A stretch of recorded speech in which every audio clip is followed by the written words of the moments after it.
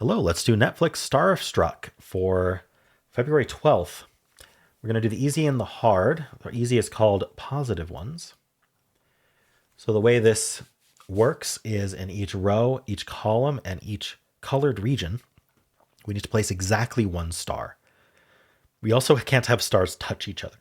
That means like if there was a star here and here, that would break our rules because they would be touching each other. All right. So the first thing that pops out to me is this green here because it's just a two cell formation. This is a really common formation that's good to know how it works. We know that green needs a star, so it's going to be in one of these two, and that's going to remove the rest of the column because we can't have more than one star in the column, and one of them will definitely be from green. But also, these two and these two touch the green, so we also can't put a star in any of these, or we wouldn't be able to put a star in green. All right, now that affected gray, putting a gray in one of these two. So that's going to use up this row because gray needs to use this row. It doesn't have any other row to use. All right, there's not any other like cool trick because they're separated like that. It's not like this one. All right, what else can we do? Well, this cell here touches all of this dark blue, so it can't be in, leaving this sort of Tetris piece left, which I don't think we can do anything with yet. Okay, so the other thing we can do is we can line stuff up. So let me draw a line here. And I always explain more in depth on the easy than I do on the hard, although for more advanced techniques, I do explain on the hard.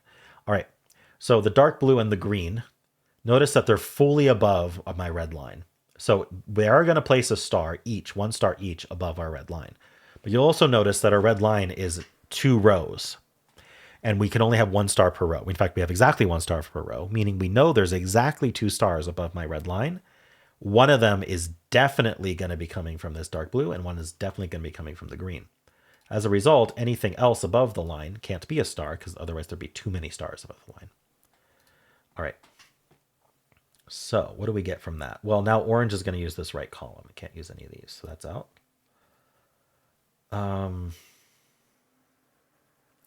What else can I do here? This is the easy, so it should be easy. This touches all of brown. And now this touches all of what's left on yellow. Sorry, didn't mean to do that. This touches what's left on yellow. There must be... Okay, so now yellow and brown line up. This feels like it could have been a hard. Maybe I'm missing something super obvious. I sometimes do that on the easy. But we are making progress, even if it might not be the optimal solve. We'll see. It's the same deal. We need 2 stars between these 2 lines.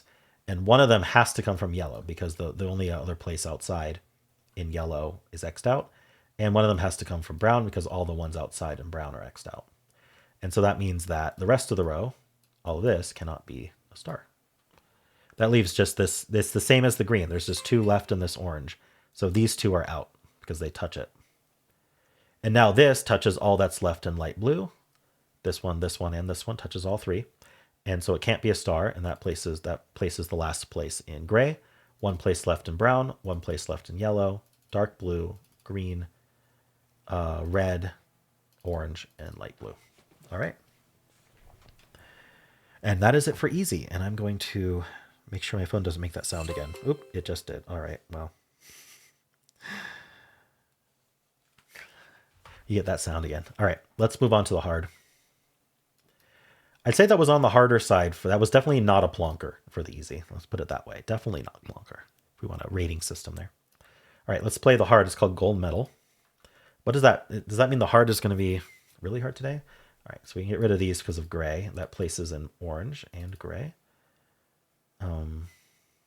Let's see. Green. It feels like there should be something going on with green, but I'm not seeing it. I'm noticing that the green and the orange line up, but we can't really... It's 3 rows. We can't really do anything with that yet. What about like what's going on? Oh, yellow is down to these 2. Okay, never mind. That is quite handy. Rest of this light blue, this row because of light blue.